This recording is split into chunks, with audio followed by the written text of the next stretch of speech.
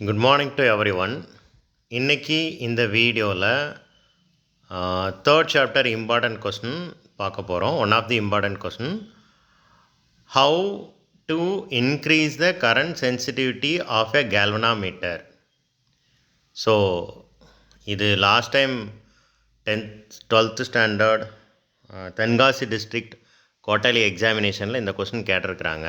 ரொம்ப ஈஸி தான், 2 மார்க்கு. இந்த NAB டிவைடட் பை K அதை நல்லா பார்த்துக்கோங்க.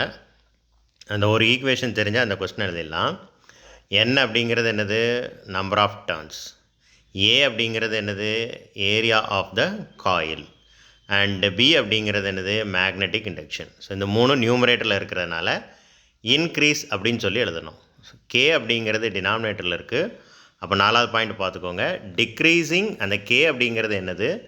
Couple per unit twist of the suspension wire.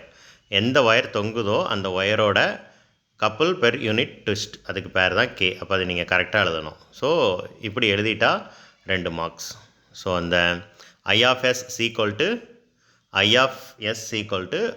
NAB divided by Kன்னு எழுதிட்டு இந்த 4 பாயிண்ட்டை எழுதிட்டீங்க அப்படின்னா 2 மார்க் கிடைக்கும். So don't miss the question. இந்த கொஸ்டின் படிச்சுக்கோங்க. Thank you.